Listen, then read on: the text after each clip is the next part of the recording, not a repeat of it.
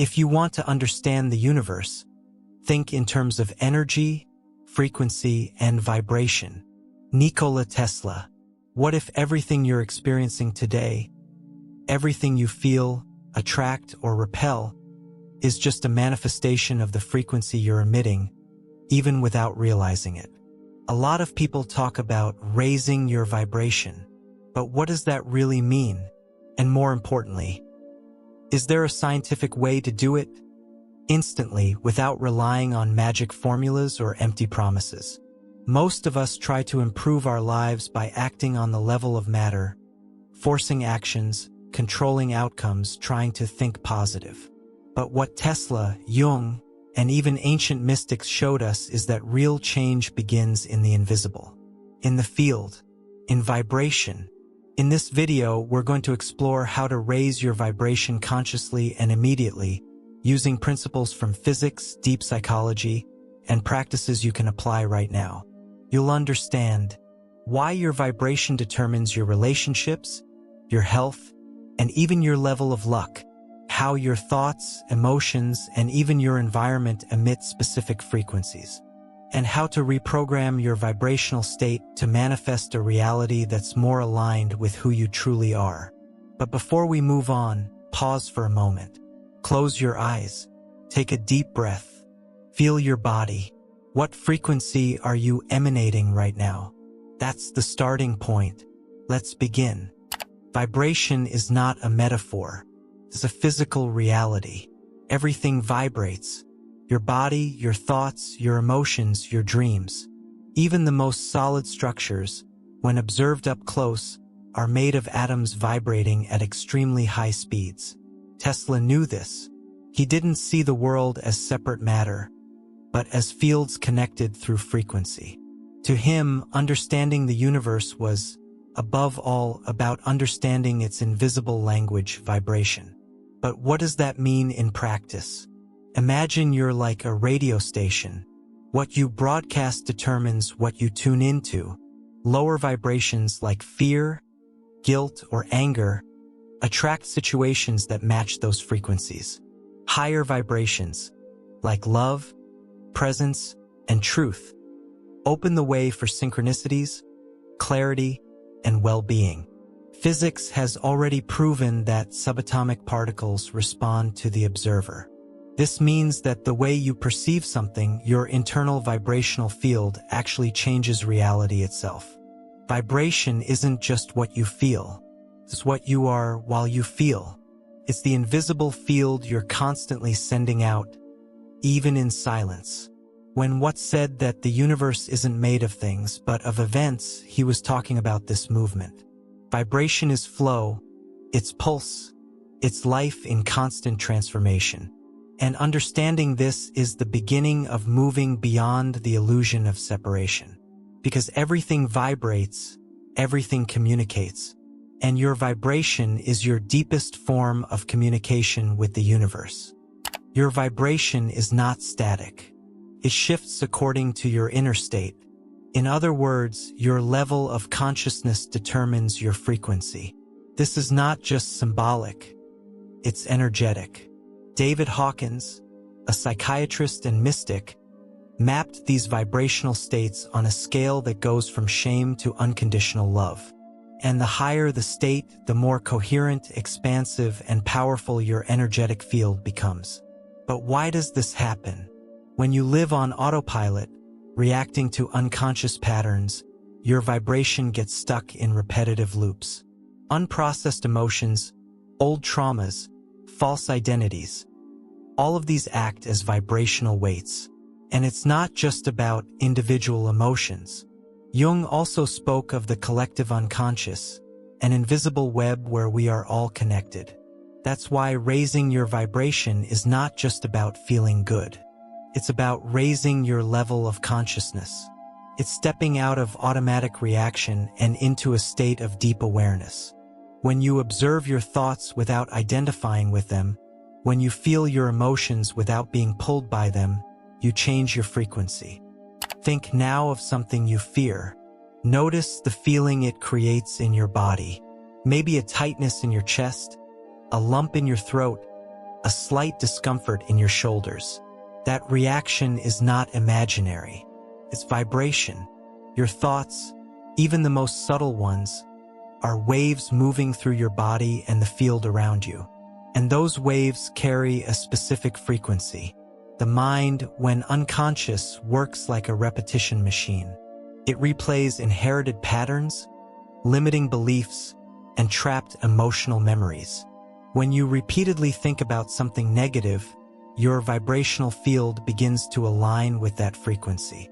And the most curious thing is that the universe responds to it with precision. You start to notice more of what confirms that belief, that feeling, that expectation.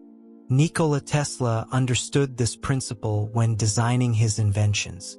He knew that tuning was everything. When two frequencies are in harmony, they amplify each other. When they are misaligned, there is interference. The same goes for your thoughts. When you feed ideas that are in alignment with your deeper purpose, you feel expansion. When you hold on to dissonant patterns, you feel contraction. Alan Watts said the mind is a wonderful servant but a terrible master. Because when it's in control, it traps you in narratives. But when it's observed with awareness, it becomes a bridge. And this is the key point. Observe your thoughts without identifying with them. Your body is much more than a physical structure. It's an antenna, a translator of the invisible. Everything you feel, think, and experience flows through it in the form of energy.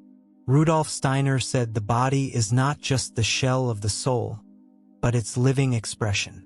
And that's why taking care of the body is, at the same time, tuning the vibration of the soul. Notice how you breathe when you're anxious. Shallow, rushed, almost unnoticeable. Now think of how it feels when you're at peace. Deep breathing, present rhythm, a greater inner space. Breathing is a direct bridge to shift your frequency. It's one of the few physiological processes you can consciously regulate. And when you breathe with awareness, you change your vibrational state almost instantly. The same goes for movement. A body that stays still for too long accumulates stagnant energy. Have you noticed how a simple walk can change your mood? Or how dancing, stretching, or doing an exercise can bring unexpected clarity? The body vibrates differently when it's in flow. Food also carries a frequency. Living, natural, fresh foods vibrate higher. Processed foods, full of chemicals, vibrate lower. It's not about obsession or strict rules, but about sensitivity. Feeling what nourishes and what numbs. Listen with real attention. Touch, the sound of your voice, the rhythm of your heartbeat. Everything vibrates.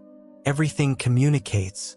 And when you start treating your body as a temple, as a sensitive instrument of perception, something shifts. You begin to feel more, to be more present, to be more whole. Rupert Sheldrake, in proposing the theory of morphogenetic fields, suggested that there are invisible structures of information that influence the behavior of living systems. Simply put, everything is in resonance. And when you come into contact with environments or people that vibrate at dense frequencies, your field tries to adapt. If you're not aware, you end up absorbing that pattern. You are sensitive to the environment you're in, even if you don't realize it. Have you ever entered a quiet place and felt instant relief? Or met someone and, without knowing why, felt more drained afterward? That's not just your imagination. It's vibration in action. Jung's analytical psychology adds to this perspective. He shows us that the shadow is not just personal, but collective. Groups, cultures, and environments carry their own unconscious fields. And that's why, in certain settings, you change. You become more reactive, more closed off, or lighter, more inspired, depending on where you are and who you're with. The environment is not neutral. It either amplifies or blocks your vibration. There is a type of language that goes beyond thought, culture, and even time. Sound.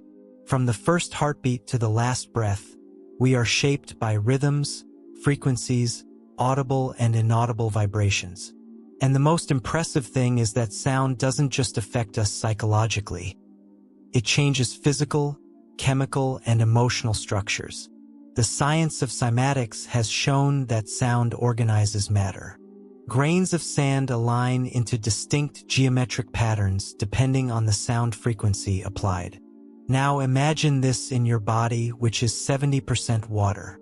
When you hear a harmonic sound, music with intention, a mantra, or even the vibrant silence of nature, your body enters into coherence. Your cells are listening. Nikola Tesla understood that sound, light, and vibration are expressions of the same energetic reality. He said that certain frequencies could heal, expand the mind, or destroy structures. And this wasn't just a mystical belief, it was vibrational engineering. Many researchers claim that the 432 Hz frequency, for example, creates a more balanced effect on the nervous system than the standard 440 Hz tuning. But beyond the numbers, there is the direct experience.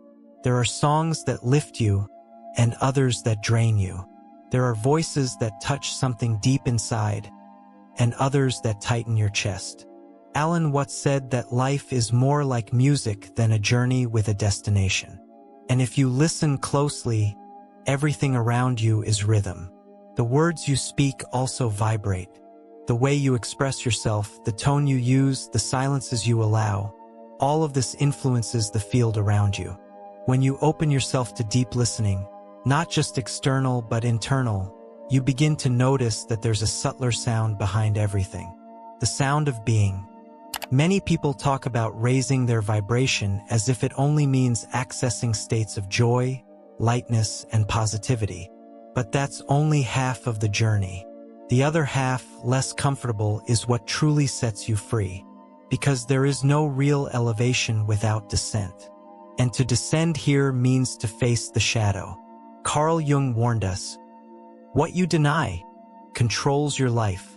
Repressed emotions, forgotten traumas, avoided pain. All of this keeps vibrating inside you, even if you don't realize it. They don't disappear. They show up in other forms. In repeating patterns, in illness, in strained relationships, in unexplained feelings of exhaustion or blockage. The shadow isn't what's bad in you. It's what was excluded.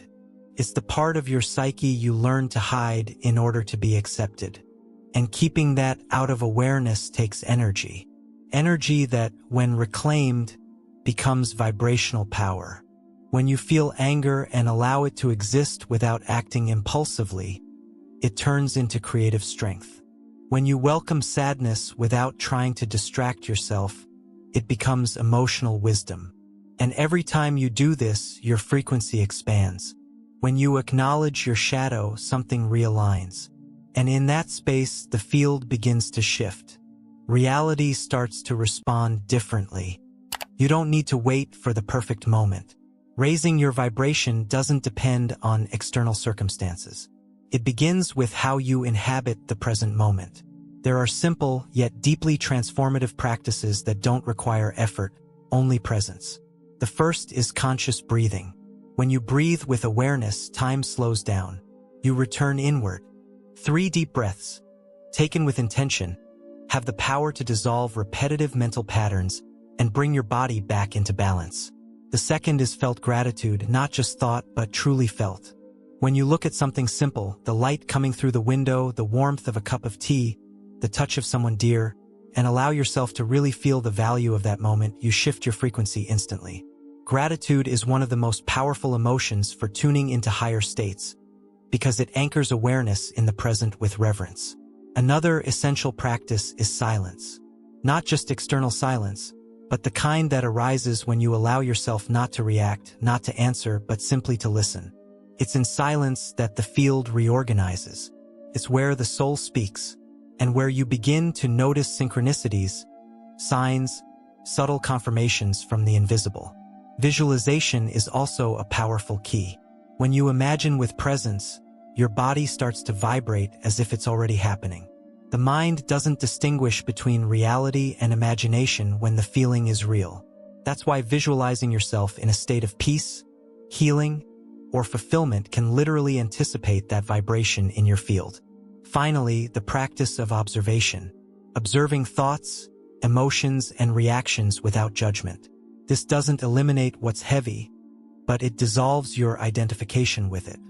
You've seen that everything vibrates, that your thoughts create frequency, that your emotions shape the field, that your environment, sound, touch, food, everything around you plays a part in your vibration.